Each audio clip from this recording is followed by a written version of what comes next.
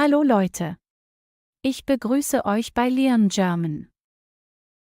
Abonnieren Sie unseren Kanal und aktivieren Sie die Glocke, damit Sie kein Video verpassen. Also los geht's. Konjunktion, das. Jetzt hören wir dieses Gespräch zwischen den Gästen und dem Kellner. Bemerken Sie die Konjunktion das. Gut, dass du reserviert hast. Es ist ziemlich voll hier. Ja, ja. Was nimmst du? Ich denke, dass ich den Fisch nehme. Ich hasse Fisch. Ich hoffe, dass Sie Schnitzel haben. Ich nehme auch Kartoffelsalat. Der Salat schmeckt hier sehr gut. Jetzt lernen wir die Konjunktion, das. Hier sind ein paar Beispiele. Gut, dass du reserviert hast. Ich denke, dass ich den Fisch nehme. Ich hoffe, dass Sie Schnitzel haben. Das bildet Nebensätze. Im Nebensatz steht das konjugierte Verb immer am Ende. In der deutschen Sprache wird die Konjunktion das verwendet, um Nebensätze einzuleiten. Der Nebensatz gibt zusätzliche Informationen über den Hauptsatz. Das Verb im Nebensatz steht am Ende. Mit das äußert man zum Beispiel seine Meinung. Ich glaube, dass mir der Job Spaß macht. Ich glaube, dass mir der Job Spaß macht.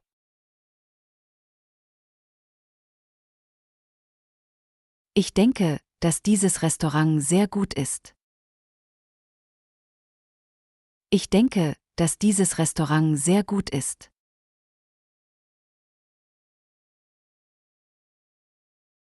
Ich finde, dass der Film sehr spannend ist. Ich finde, dass der Film sehr spannend ist.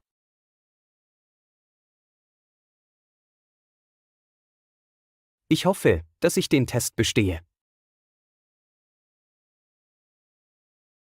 Ich hoffe, dass ich den Test bestehe.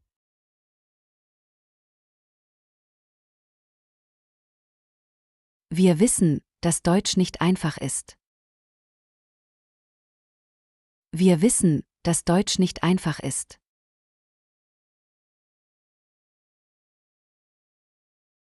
Ich meine, dass der Kuchen lecker ist. Ich meine, dass der Kuchen lecker ist.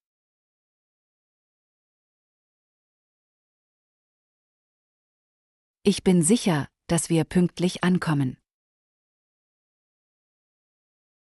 Ich bin sicher, dass wir pünktlich ankommen.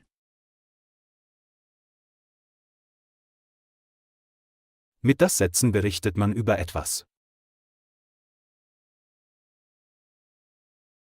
Er sagt, dass ihm der Job Spaß macht. Er sagt, dass ihm der Job Spaß macht.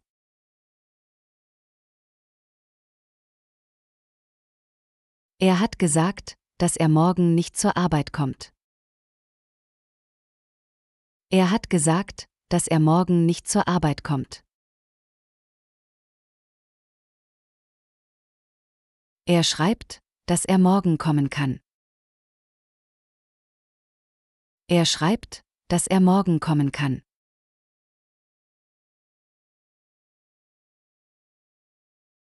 Er hat geschrieben, dass er nächste Woche im Urlaub ist. Er hat geschrieben, dass er nächste Woche im Urlaub ist.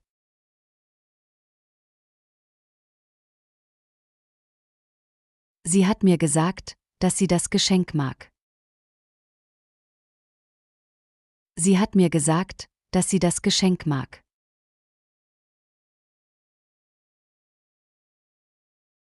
Sie hofft, dass das Wetter morgen besser wird. Sie hofft, dass das Wetter morgen besser wird.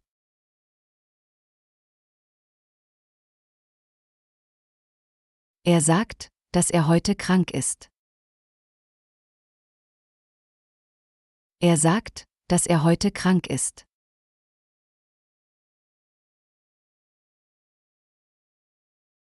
Sie hat gesagt, dass sie das Buch gelesen hat. Sie hat gesagt, dass sie das Buch gelesen hat.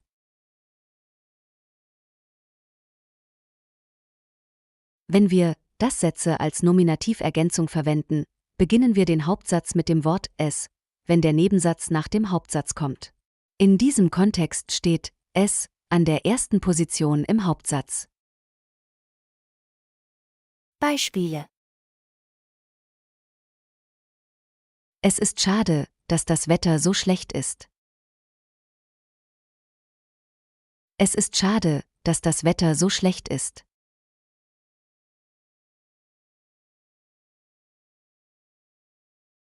Es freut mich, dass du die Prüfung bestanden hast. Es freut mich, dass du die Prüfung bestanden hast.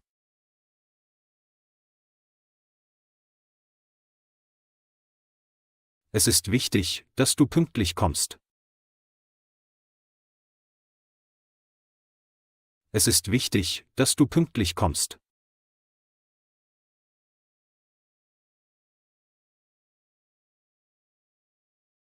Es ärgert mich, dass du immer zu spät kommst. Es ärgert mich, dass du immer zu spät kommst.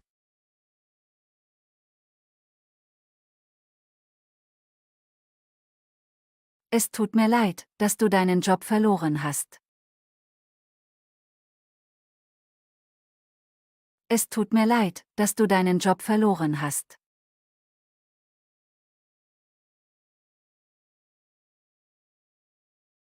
Es ist nicht schön, dass Herr Proll seine Nachbarn beleidigt hat. Es ist nicht schön, dass Herr Proll seine Nachbarn beleidigt hat.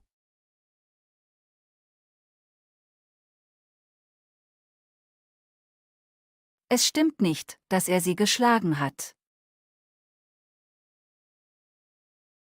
Es stimmt nicht, dass er sie geschlagen hat.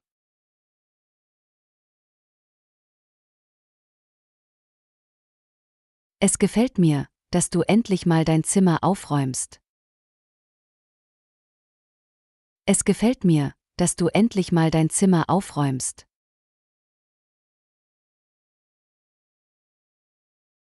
Es wundert mich nicht, dass der Sohn von Herbert Drogen nimmt. Es wundert mich nicht, dass der Sohn von Herbert Drogen nimmt.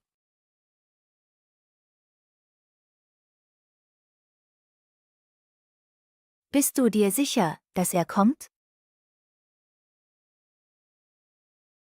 Bist du dir sicher, dass er kommt?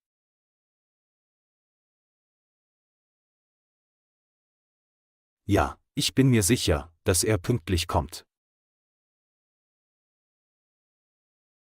Ja, ich bin mir sicher, dass er pünktlich kommt.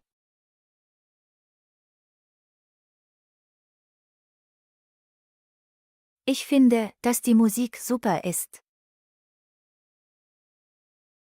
Ich finde, dass die Musik super ist.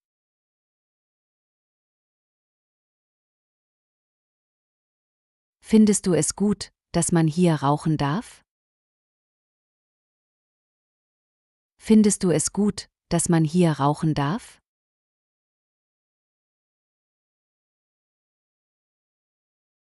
Martina sagt, dass das Essen gestern gut geschmeckt hat.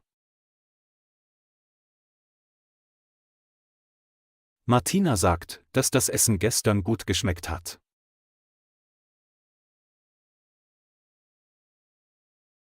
Lasst uns zusammen üben. Sarah und Alexander gehen in den Urlaub. Sie bereiten sich für die Reise vor. Ergänzen Sie die folgenden Sätze.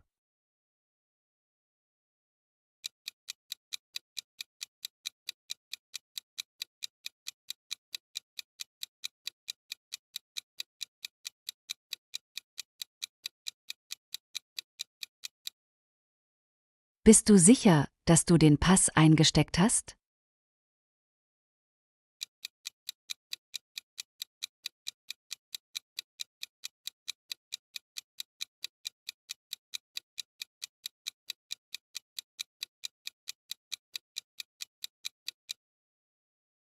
Ich glaube, dass das Licht im Keller noch an ist.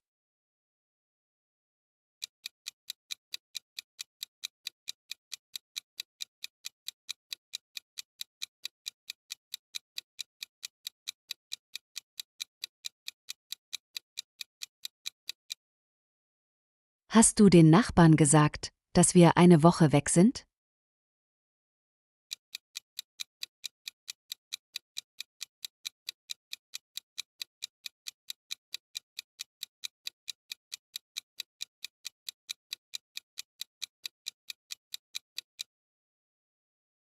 Bist du sicher, dass alle Fenster zu sind?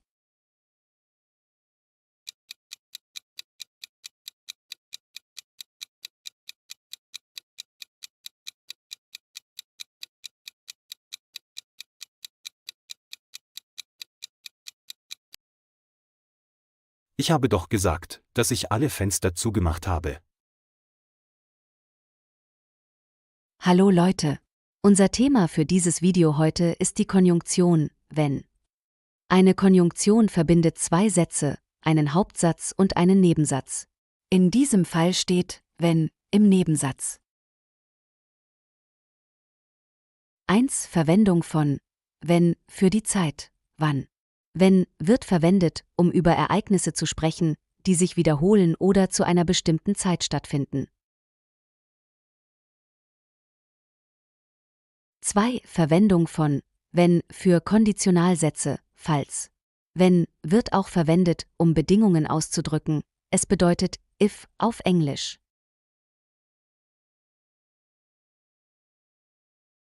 1. Konditionalsätze geben eine Bedingung an.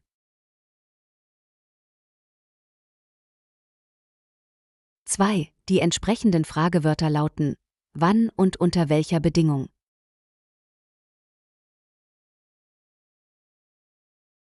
3. Ein Bedingungssatz gleich Konditionalsatz ist ein Nebensatz. 4. Es gibt im Nebensatz eine Bedingung und im Hauptsatz eine Folge.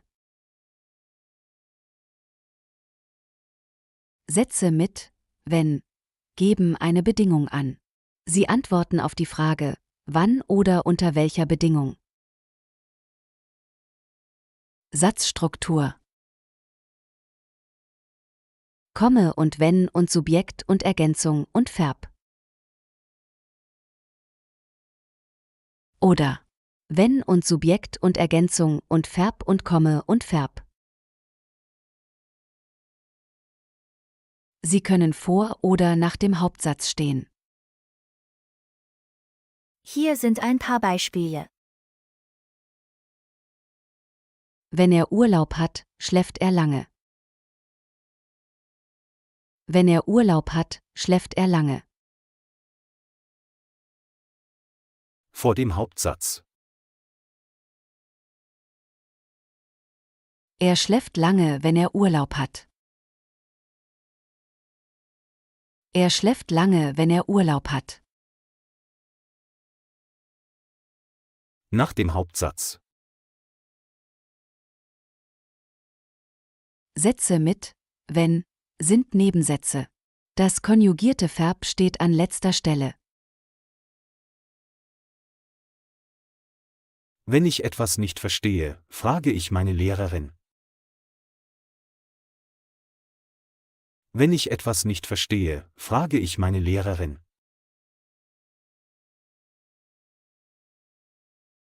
Das konjugierte Verb steht an letzter Stelle.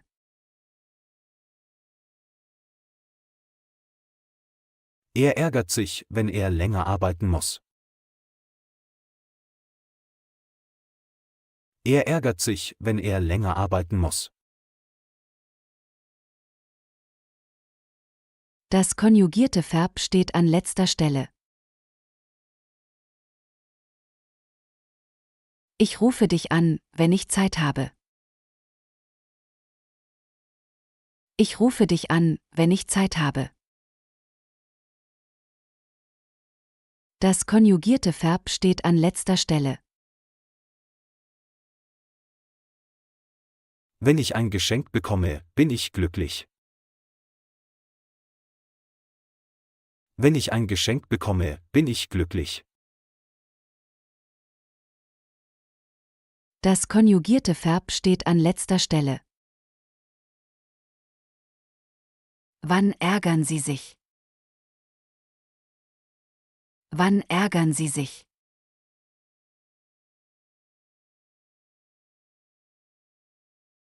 Ich ärgere mich, wenn ich meine Brille vergesse.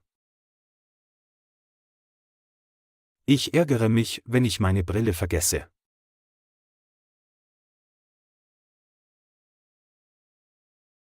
Wann bleibst du im Bett? Wann bleibst du im Bett?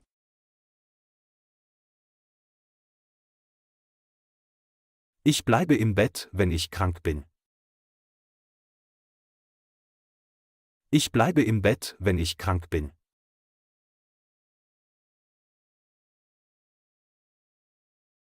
Wann hilft Tom Laura? Wann hilft Tom Laura?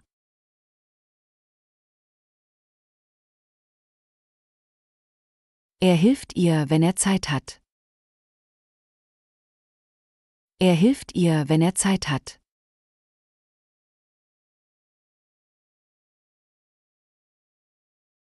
Was machst du, wenn du traurig bist?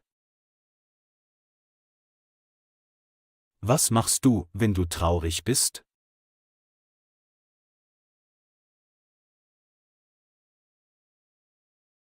Wenn ich traurig bin, treffe ich Freunde.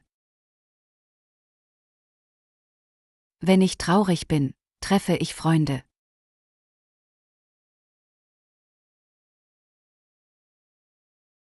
Wenn du Zeit hast, können wir uns treffen. Wenn du Zeit hast, können wir uns treffen.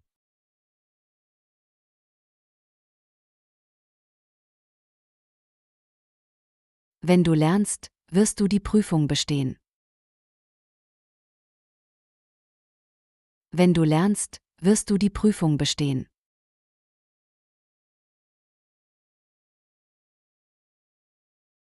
Wenn ich Hunger habe, esse ich eine Pizza. Wenn ich Hunger habe, esse ich eine Pizza.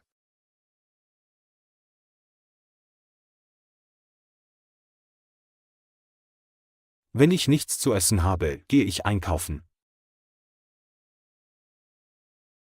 Wenn ich nichts zu essen habe, gehe ich einkaufen. Wir gehen an den Strand. Die Sonne scheint. Ich möchte das jetzt mit wenn verbinden.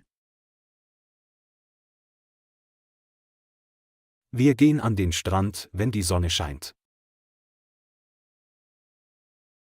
Wir gehen an den Strand, wenn die Sonne scheint.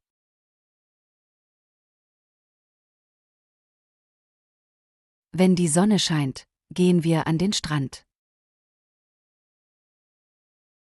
Wenn die Sonne scheint, gehen wir an den Strand. Ich kann dir helfen. Du sagst mir, was das Problem ist.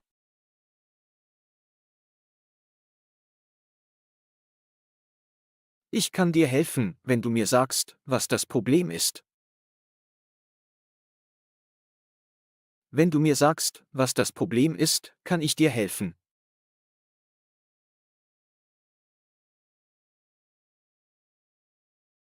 Wenn du mir sagst, was das Problem ist, kann ich dir helfen. Wenn du mir sagst, was das Problem ist, kann ich dir helfen. Heute lernen wir indirekte Fragen. Indirekte Fragen sind eine Art, eine Frage zu stellen, ohne sie direkt zu formulieren. Stattdessen werden sie in Form einer Aussage oder Bitte formuliert. Hier sind einige Regeln und Beispiele für indirekte Fragen. Wie spät ist es? Direkte Frage. Wie bitte? Ich möchte gern wissen, wie spät es ist. Indirekte Frage. Zusätzlich ist es wichtig zu beachten, dass bei indirekten Fragen die Satzstellung anders ist und oft das Verb am Ende steht. Indirekte Fragen werden häufig in höflichen Gesprächen verwendet, um den Ton zu mildern und respektvoller zu wirken. Wir kennen schon W-Fragen und Ja- oder Nein-Fragen.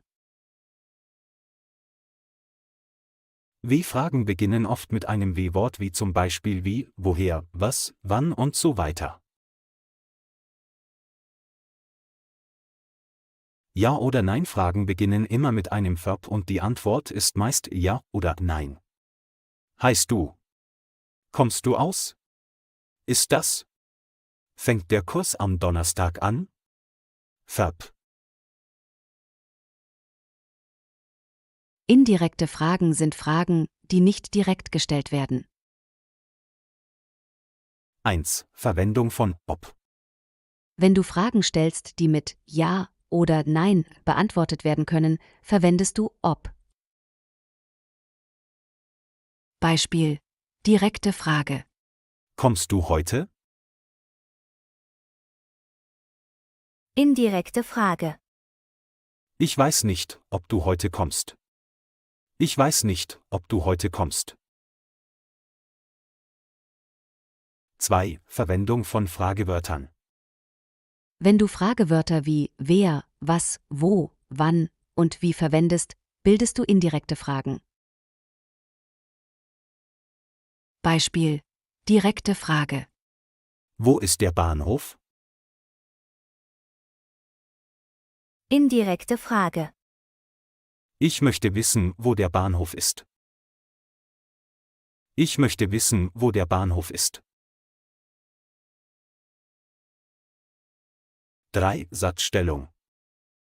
In indirekten Fragen steht das Verb am Ende der Frage. Beispiel: Ich frage mich, wie er heißt. Ich frage mich, wie er heißt. 4. Kein Fragezeichen. Am Ende einer indirekten Frage steht kein Fragezeichen. Beispiel: Ich möchte wissen, wann der Film beginnt. Ich möchte wissen, wann der Film beginnt. 5. Höflichkeit. Indirekte Fragen werden oft in formellen oder höflichen Kontexten verwendet. Beispiel: Kannst du mir sagen, was du morgen machst? Kannst du mir sagen, was du morgen machst?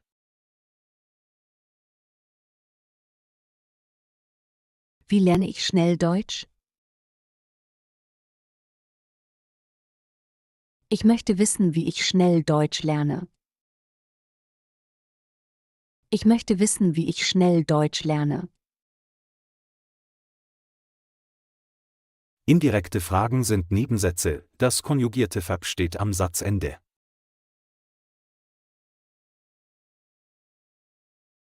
Wie komme ich zum Bahnhof?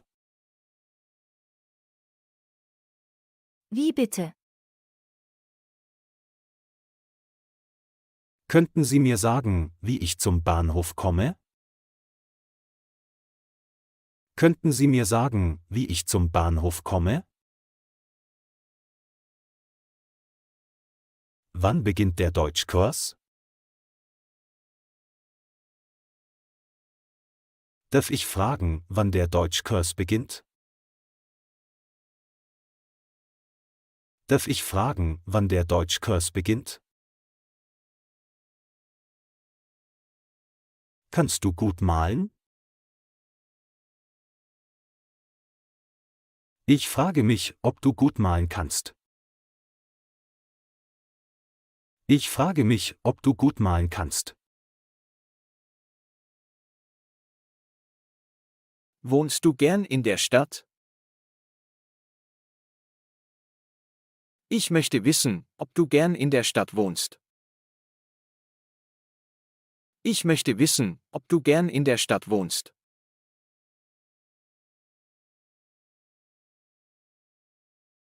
Könnten Sie mir bitte sagen, ob die Gäste schon angekommen sind?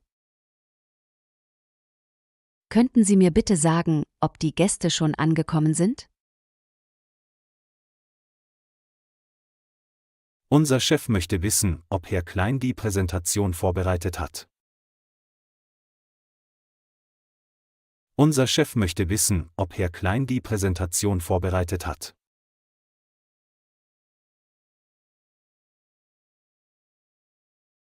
Ich weiß nicht, wann die Besprechung anfängt.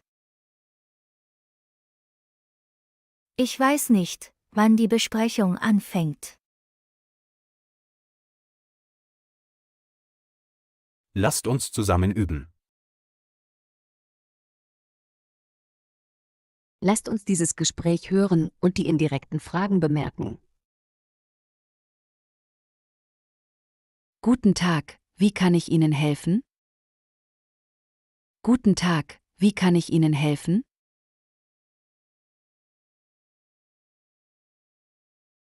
Guten Tag, ich suche ein Zimmer für eine Nacht. Guten Tag, ich suche ein Zimmer für eine Nacht.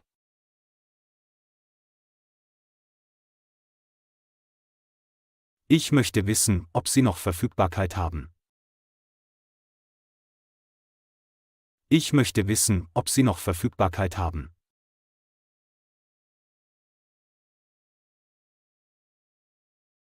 Ja, gerne. Darf ich fragen, für wie viele Personen Sie das Zimmer benötigen? Ja, gerne. Darf ich fragen, für wie viele Personen Sie das Zimmer benötigen?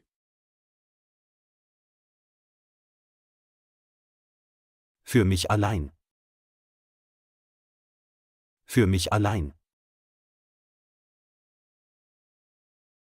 Wissen Sie? Ich würde gern wissen. Ich habe vergessen. Ich bin mir nicht sicher. Ich habe keine Ahnung. Hast du eine Idee? Können Sie mir sagen? Kannst du mich darüber informieren?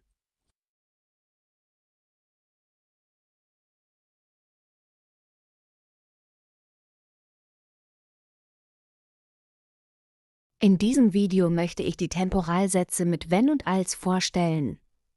Temporalsätze bedeuten, dass man Sätze bildet, die über die Zeit berichten, und wenn und als werden uns dabei helfen. Viel Spaß! Im Deutschen sind wenn und als Konnektoren, die verwendet werden, um Nebensätze einzuleiten. Aber es gibt Unterschiede in der Art und Weise, wie sie verwendet werden. Lassen Sie uns den Unterschied zwischen ihnen erklären. 1. Wenn. Wenn wird in 2 Hauptfällen verwendet. Für wiederholte Ereignisse in der Vergangenheit. Für Ereignisse, die in der Gegenwart oder Zukunft stattfinden. Beispiel für die Gegenwart oder Zukunft: Wenn ich Zeit habe, gehe ich ins Kino. Wenn ich Zeit habe, gehe ich ins Kino. Beispiel für wiederholte Ereignisse in der Vergangenheit: Wenn wir früher Urlaub hatten, fuhren wir immer ans Meer. Wenn wir früher Urlaub hatten, fuhren wir immer ans Meer. 2. Als. Als wird nur für Ereignisse verwendet, die einmal in der Vergangenheit stattgefunden haben. Beispiel für ein einmaliges Ereignis in der Vergangenheit: Als ich in Deutschland war, habe ich viele neue Freunde kennengelernt. Als ich in Deutschland war, habe ich viele neue Freunde kennengelernt. Wir benutzen wenn und als, wenn wir Nebensätze einleiten wollen. Das heißt, es sind dann temporale Sätze für uns. Als benutzen wir, wenn wir über die Vergangenheit berichten wollen. Etwas ist in der Vergangenheit passiert. Als ich 10 Jahre alt war, war ich in Berlin. Als ich 10 Jahre alt war, war ich in Berlin. Wenn benutzen wir, wenn wir über die Gegenwart oder Zukunft berichten wollen.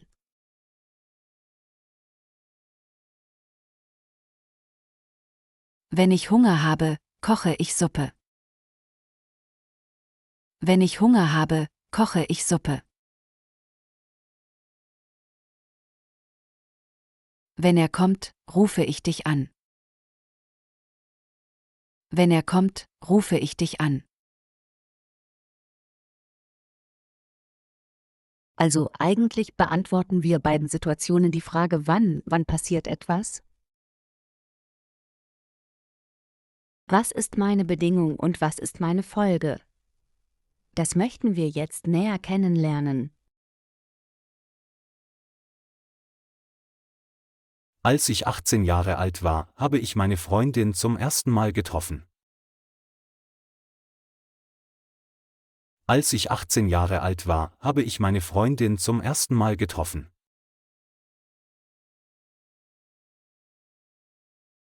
Als ich gestern einen Unfall hatte, war ich schwer verletzt. Als ich gestern einen Unfall hatte, war ich schwer verletzt.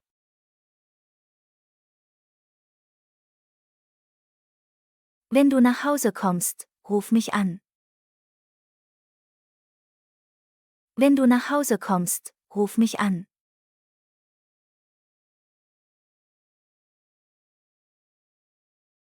Immer wenn ich mit der U-Bahn fahre, finde ich nie einen Sitzplatz.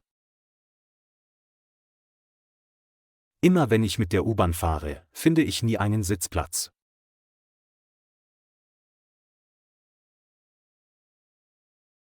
Als ich ein Kind war, habe ich gern Sandburgen gebaut. Als ich ein Kind war, habe ich gern Sandburgen gebaut.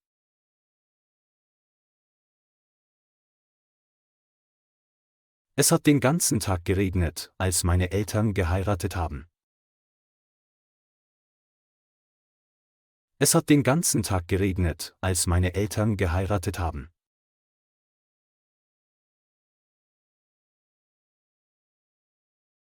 Als ich in die Schule gekommen bin, habe ich eine Schultüte bekommen. Als ich in die Schule gekommen bin, habe ich eine Schultüte bekommen.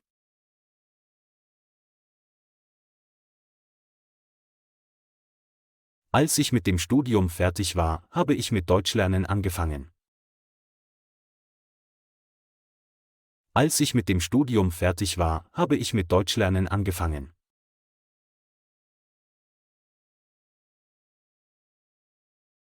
Lasst uns zusammen üben. Wir wollen alle Deutsch lernen, aber wie kann man eine Fremdsprache lernen? Lasst uns diese Geschichte hören. Bemerken Sie die Wenn- und Als-Sätze. Es war einmal ein Junge namens Tom. Als er ein Kind war, wollte er Deutsch lernen. Wenn er abends nach Hause kam, setzte er sich an seinen Schreibtisch und öffnete sein Lehrbuch. Als er die ersten Wörter las, fand er es schwierig, sie auszusprechen. Er übte jeden Abend und mit der Zeit verbesserte sich sein Akzent. Eines Tages, als er in der Schule Deutsch hatte, wurde er aufgerufen, vor der Klasse zu sprechen. Er war nervös, aber er wusste, dass er hart gearbeitet hatte. Als er anfing zu sprechen, waren alle beeindruckt von seiner Fähigkeit, die Sprache fließend zu sprechen. Eines Tages, als er in der Schule Deutsch hatte, wurde er aufgerufen, vor der Klasse zu sprechen.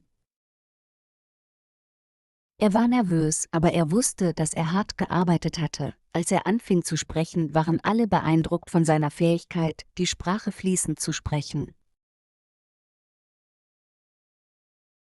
Als er 20 Jahre alt war, ging er nach Deutschland auf eine Sprachreise. Wenn er durch die Straßen ging, konnte er sich mit den Einheimischen unterhalten und verstand alles, was sie sagten. Als er nach Hause zurückkehrte, war er stolz auf seine Fähigkeit, Deutsch zu sprechen und beschloss, Germanistik zu studieren. Als er 20 Jahre alt war, ging er nach Deutschland auf eine Sprachreise. Wenn er durch die Straßen ging, konnte er sich mit den Einheimischen unterhalten und verstand alles, was sie sagten. Als er nach Hause zurückkehrte, war er stolz auf seine Fähigkeit, Deutsch zu sprechen und beschloss, Germanistik zu studieren.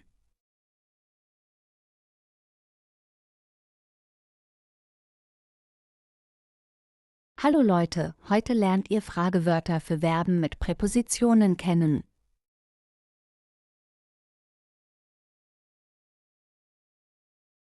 Also W-Fragen mit Präpositionen. Los geht's! Ein Beispiel für Verben mit Präpositionen, das Verb träumen plus von Dativ. Ein Beispielsatz. Peter hat von seiner Ex-Freundin geträumt. Und die Frage für diesen Satz ist, von wem hat Peter geträumt? Ein anderes Beispiel. Peter hat von einer Weltreise geträumt. Peter hat von einer Weltreise geträumt. Wovon hat Peter geträumt? Wovon hat Peter geträumt? Wovon bedeutet eigentlich von was? Wovon hat Peter geträumt? Von einer Weltreise. Ein anderes Verb ist warten plus auf. Akkusativ. Ich warte auf meinen Freund.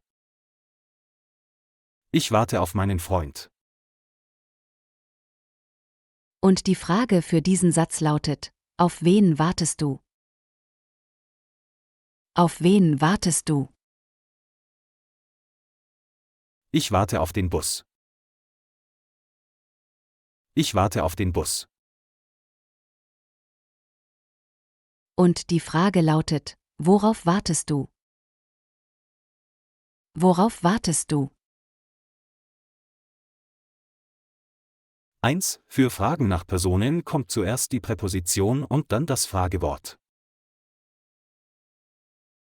Wen für Akkusativ, Beispiel, auf wen? Oder wem für Dativ, Beispiel, von wem? 2. Für Fragen nach Sachen oder Dingen bildet man das Fragewort.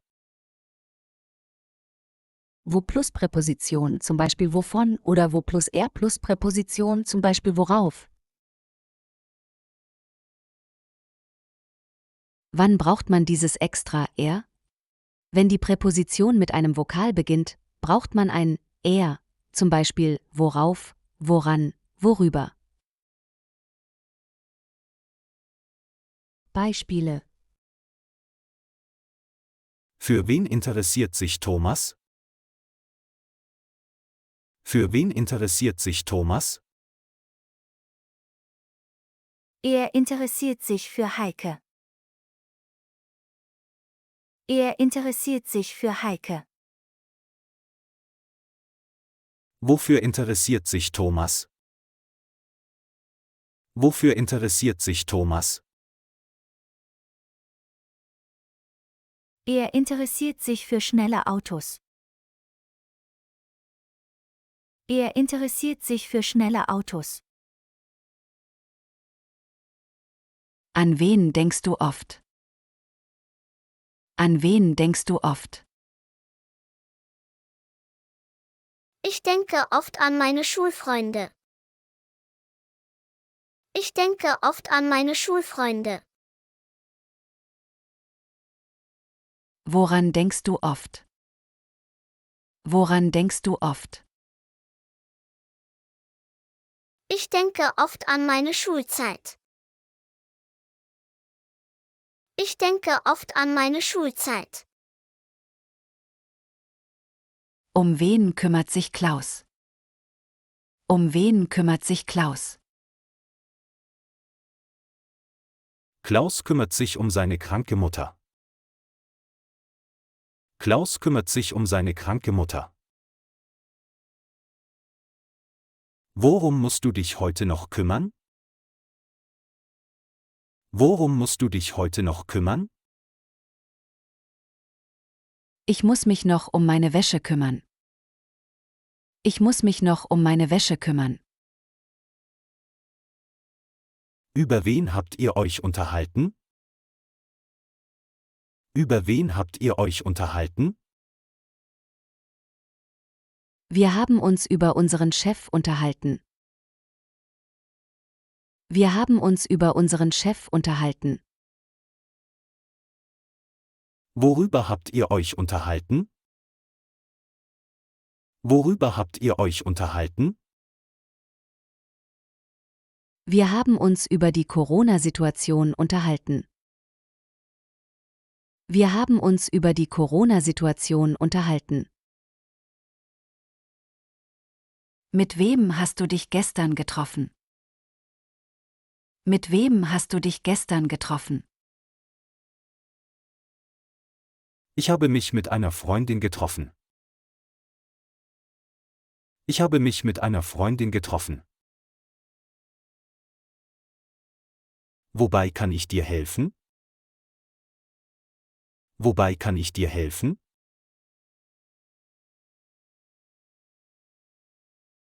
Du kannst mir beim Abwaschen helfen. Du kannst mir beim Abwaschen helfen. Mit wem hast du gestern gesprochen? Mit wem hast du gestern gesprochen? Ich habe den ganzen Abend mit Frank gesprochen.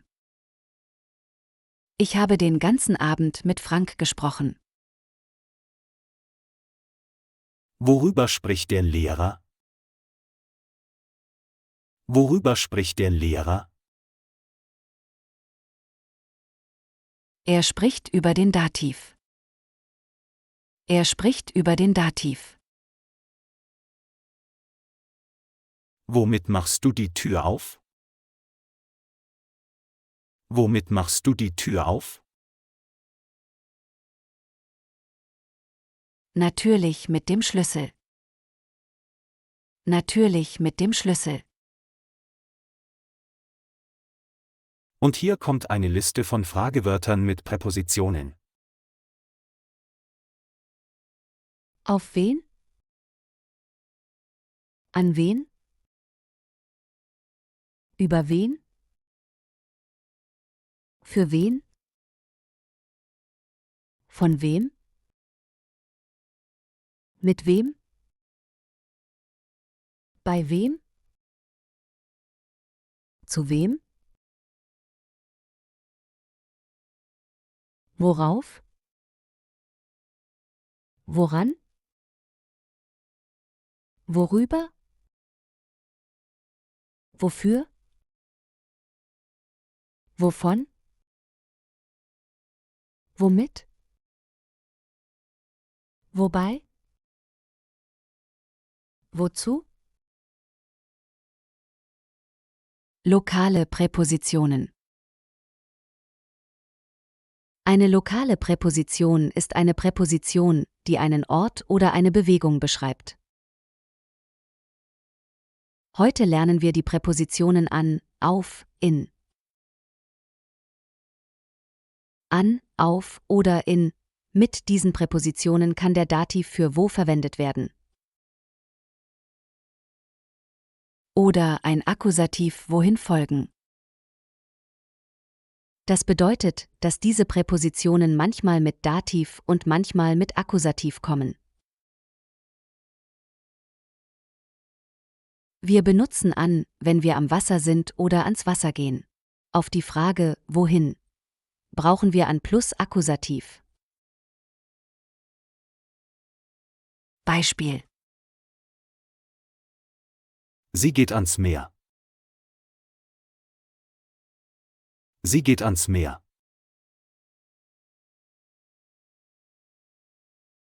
Wir benutzen an auch für Wasser und die Frage, wo sind wir? Wenn wir am Wasser sind, dann brauchen wir auch die Präposition an, aber mit dem Dativ. Beispiel: Sie liegen am Strand. Sie liegen am Strand. Beispiele: Ich fahre ans Meer. Ich fahre ans Meer. Ich bin am Meer. Ich bin am Meer. Ich gehe an den Fluss. Ich gehe an den Fluss.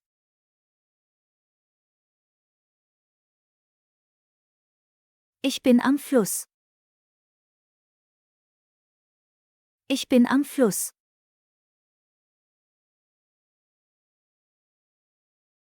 Ich fahre an den See. Ich fahre an den See.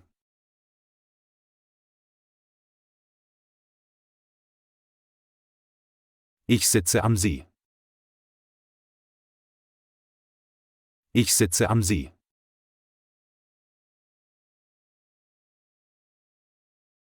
Ich gehe an den Strand. Ich gehe an den Strand.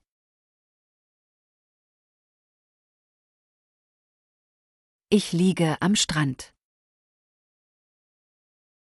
Ich liege am Strand.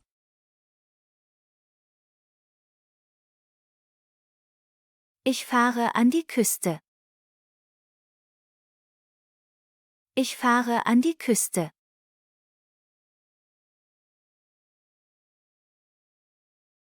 Ich bin an der Küste. Ich bin an der Küste.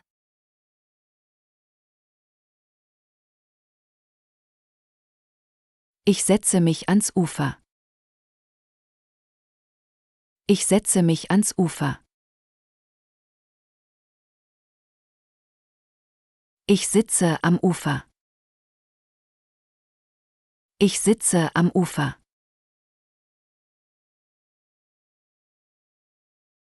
Ich gehe an den Teich. Ich gehe an den Teich.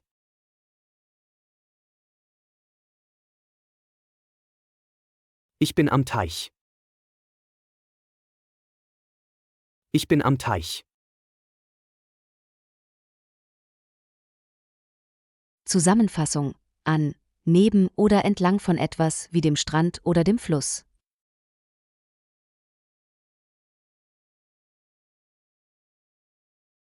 Wir benutzen an auch bei Nomen von Gewässern, mehreren Seen, Flüssen und so weiter. Beispiele: Ich fahre an die Nordsee.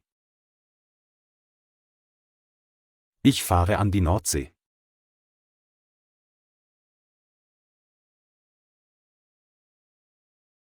Ich bin an der Nordsee. Ich bin an der Nordsee.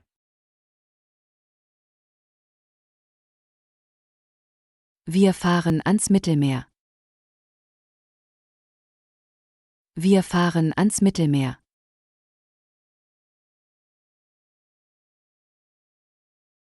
Wir machen Urlaub am Mittelmeer. Wir machen Urlaub am Mittelmeer. Wir fahren an den Bodensee. Wir fahren an den Bodensee.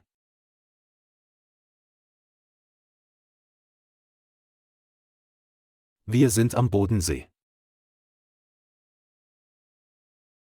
Wir sind am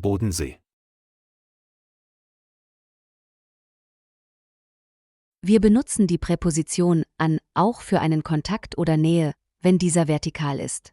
Auf die Frage, wo, brauchen wir an plus Dativ. Einige Beispiele. Das Bild hängt an der Wand. Das Bild hängt an der Wand.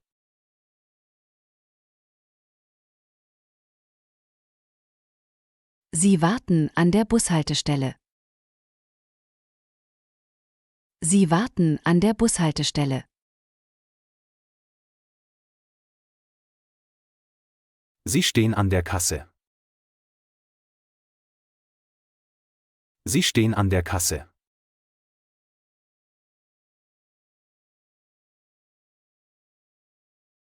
Er sitzt am Fenster. Er sitzt am Fenster.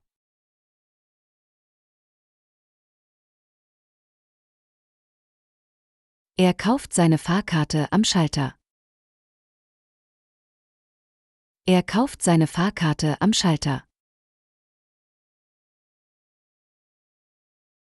Bei einer Bewegung, wohin, brauchen wir bei Kontakt oder Nähe die Präposition an mit dem Akkusativ. Beispiele. Er klopft an die Tür. Er klopft an die Tür.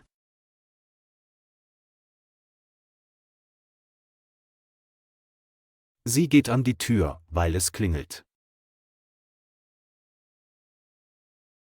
Sie geht an die Tür, weil es klingelt.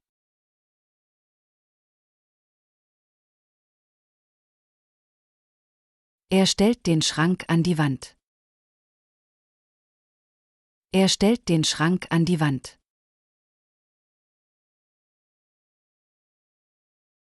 An benutzen wir normalerweise auch immer für Flughafen, Bahnhof, Tankstelle, Imbiss, Kiosk. Beispiele. Sie ist an der Tankstelle. Sie ist an der Tankstelle.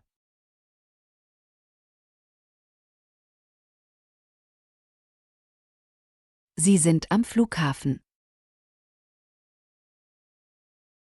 Sie sind am Flughafen.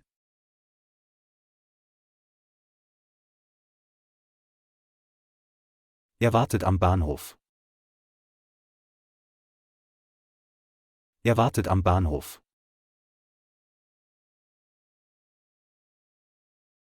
Die Präposition an benutzen wir auch für die Wörter Grenze, Rand, Abgrund. Er steht am Abgrund. Er steht am Abgrund.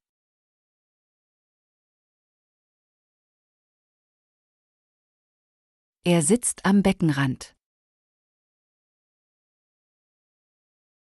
Er sitzt am Beckenrand.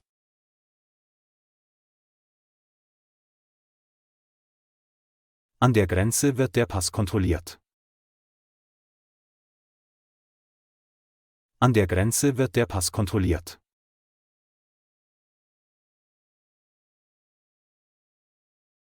Die lokale Präposition auf. Die lokale Präposition auf wird im Deutschen häufig verwendet, um einen horizontalen Kontakt zwischen zwei Objekten auszudrücken. Die Präposition auf. Auf zeigt eine Position auf einer Fläche an. Mit Akkusativ wird verwendet, um Bewegung zu einer Fläche oder einem bestimmten Ort anzuzeigen. Mit Dativ wird verwendet, um den festen Standort auf einer Fläche anzuzeigen. Ich lege das Buch auf den Tisch. Ich lege das Buch auf den Tisch. Das Buch liegt auf dem Tisch. Das Buch liegt auf dem Tisch. Sie klettert auf den Baum. Sie klettert auf den Baum. Die Katze schläft auf dem Baum. Die Katze schläft auf dem Baum. Der Hund springt auf den Tisch. Der Hund springt auf den Tisch. Der Hund liegt auf dem Tisch. Der Hund liegt auf dem Tisch. Wir stellen die Koffer auf den Boden. Wir stellen die Koffer auf den Boden. Die Koffer stehen auf dem Boden. Die Koffer stehen auf dem Boden. Verwendung mit Orten und speziellen Ausdrücken. Auf wird auch verwendet, um Orte und bestimmte Ausdrücke zu beschreiben, insbesondere für geografische Begriffe wie Planeten, Länder und spezielle Orte.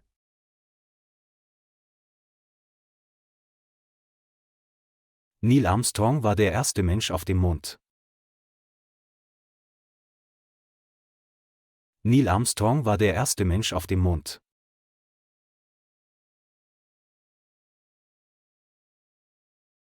Wir wohnen auf dem Land. Wir wohnen auf dem Land.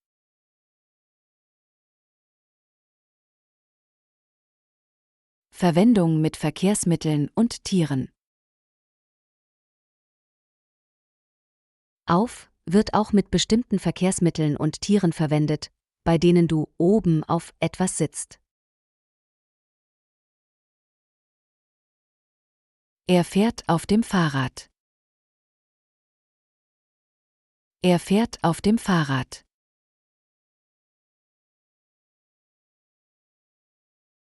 Sie reitet auf dem Pferd.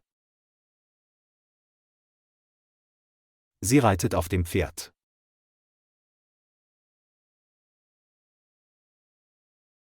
Auf dem Schiff gibt es viele Container.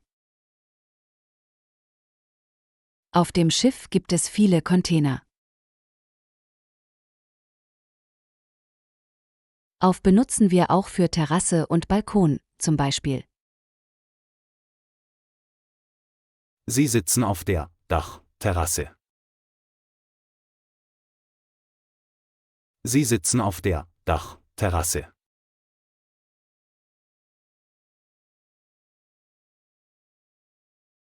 Ich stelle die Stühle auf die Terrasse. Ich stelle die Stühle auf die Terrasse.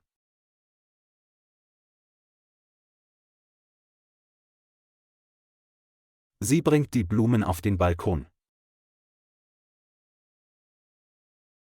Sie bringt die Blumen auf den Balkon.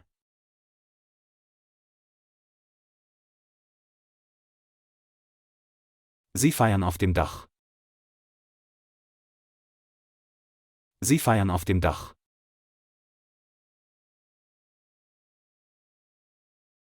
Wir benutzen auf für offene Flächen, also Flächen, die keine Tür haben, zum Beispiel Wiese, Feld, Rasen, Acker, Grundstück, Baustelle, Gelände, Hof. Sie liegen auf der Wiese.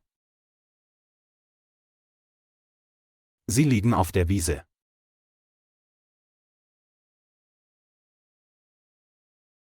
Sie spielen auf dem Rasen. Sie spielen auf dem Rasen.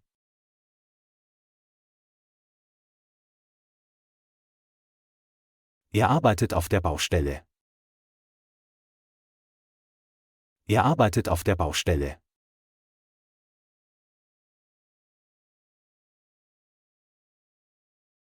Die Spieler sind auf dem Feld. Die Spieler sind auf dem Feld. Wir benutzen auf auch bei Straße, Weg, Autobahn, Pfad und so weiter, wenn es keine Name ist. Das Auto steht auf der Straße. Das Auto steht auf der Straße.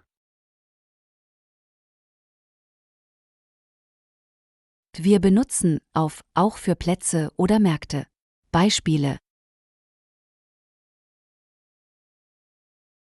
Sie sind auf dem Spielplatz. Sie sind auf dem Spielplatz.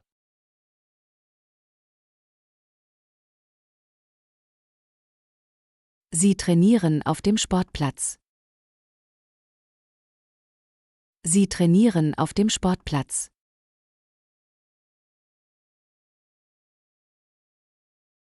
Sie sind auf dem Jahrmarkt. Sie sind auf dem Jahrmarkt.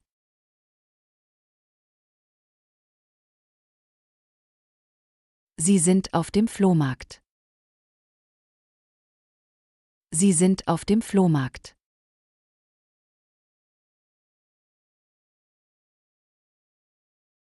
Wir kaufen auf dem Markt ein.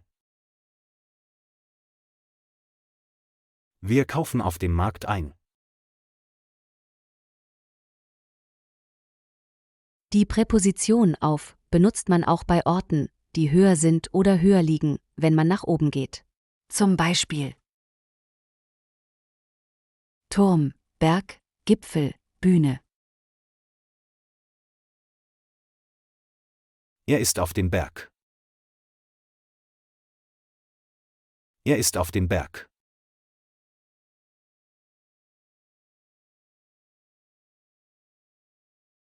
Er ist auf dem Gipfel. Er ist auf dem Gipfel.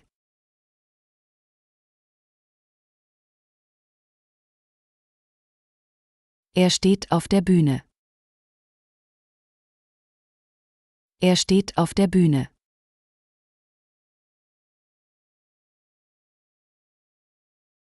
Warst du schon einmal auf dem Eiffelturm? Warst du schon einmal auf dem Eiffelturm? Die lokale Präposition in. Wir benutzen in für Räume oder für Orte, Gebäude usw., die eine Tür haben. Auf die Frage wo, brauchen wir in plus Dativ. Ein paar Beispiele. Gebäude. Wir sagen, ich bin im Haus, in der Kirche, im Museum, im Theater und so weiter. Wir benutzen im auch für Geschäfte. Ich bin im Supermarkt, im Blumenladen, im Baumarkt oder ich bin in der Bäckerei. Wir benutzen in für Räume oder für Orte, Gebäude usw., die eine Tür haben. Auf die Frage wo, brauchen wir in und Dativ. Ein paar Beispiele.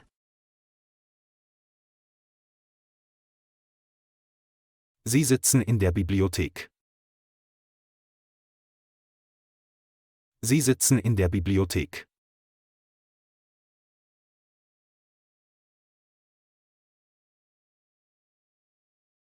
Sie sind in der Küche. Sie sind in der Küche.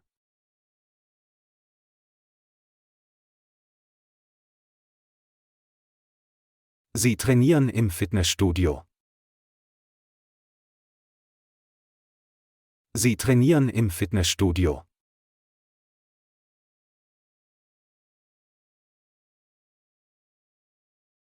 Sie kauft im Supermarkt ein. Sie kauft im Supermarkt ein.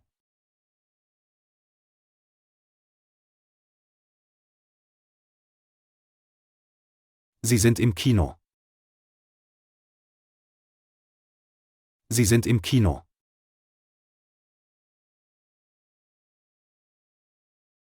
Wir benutzen in auch für Park. Wir sagen im Park oder ich gehe in den Park. Hier ein Beispiel: Sie verbringen Ihre Pause im Park. Sie verbringen Ihre Pause im Park.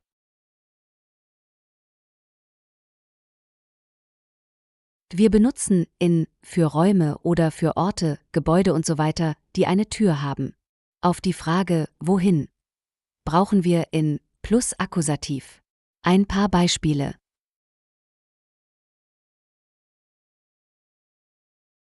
Ich gehe ins Restaurant. Ich gehe ins Restaurant.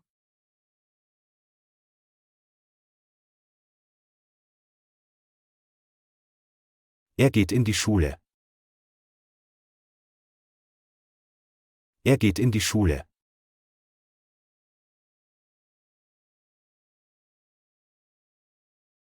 Sie geht ins Bad. Sie geht ins Bad. Die Präposition in. In zeigt eine Position innerhalb eines Ortes oder Bereichs an. Ich gehe in die Stadt. Ich gehe in die Stadt. Ich bin in der Stadt. Ich bin in der Stadt. Er steckt den Brief in den Umschlag. Er steckt den Brief in den Umschlag. Der Brief liegt in dem Umschlag. Der Brief liegt in dem Umschlag. Sie zieht in eine neue Wohnung. Sie zieht in eine neue Wohnung. Sie lebt in einer schönen Wohnung. Sie lebt in einer schönen Wohnung. Ich gehe in die Küche. Ich gehe in die Küche. Ich bin in der Küche. Ich bin in der Küche. Wir benutzen wo vor allem, wenn etwas in etwas drin ist. Ein paar Beispiele mit der Frage wo und Dativ. Die Schuhe sind im Koffer. Die Schuhe sind im Koffer.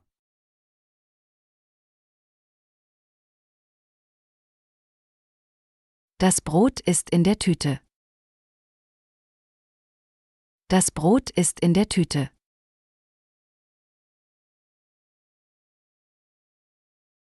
Die Suppe ist im Topf. Die Suppe ist im Topf. Die Briefe sind in der Kiste. Die Briefe sind in der Kiste.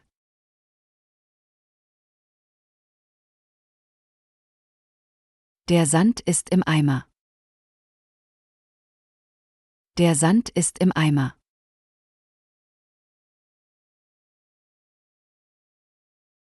Der Kaffee ist in der Kanne.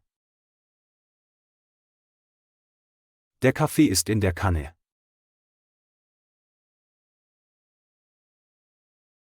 Wir benutzen etwas in etwas legen, stellen oder gießen und so weiter. Dabei haben wir die Frage wohin. Und dann brauchen wir in plus Akkusativ. Ein paar Beispiele.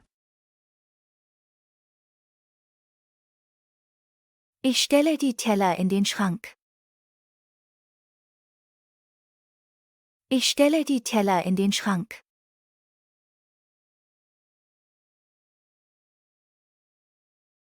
Ich gieße den Kaffee in die Tasse. Ich gieße den Kaffee in die Tasse.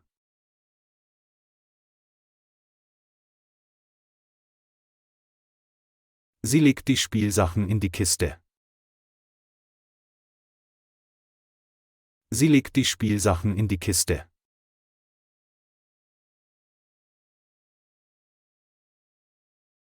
Wir schieben die Pizza in den Ofen. Wir schieben die Pizza in den Ofen. Wir benutzen in auch für geschlossene Fahrzeuge mit Tür und Dach, wie zum Beispiel Flugzeug, Zug, Bus, Auto, Taxi, U-Bahn und so weiter. Zum Beispiel mit Dativ. Wo bist du? Ich bin im Auto.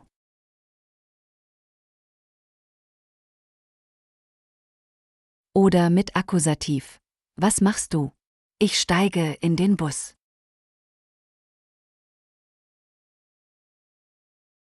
Sie sitzen in der U-Bahn. Sie sitzen in der U-Bahn.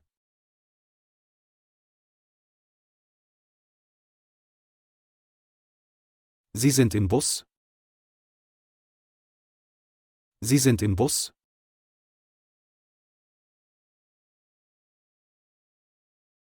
Sie steigen in die U-Bahn. Sie steigen in die U-Bahn. Wir benutzen in auch für Stockwerke. Zum Beispiel: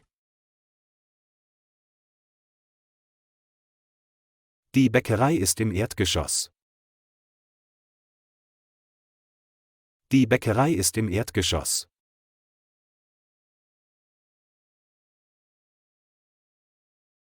Ich wohne in der ersten Etage. Ich wohne in der ersten Etage.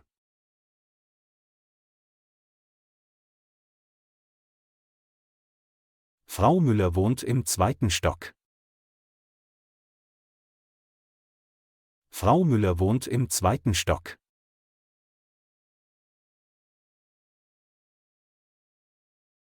Ich gehe ins dritte Obergeschoss. Ich gehe ins dritte Obergeschoss.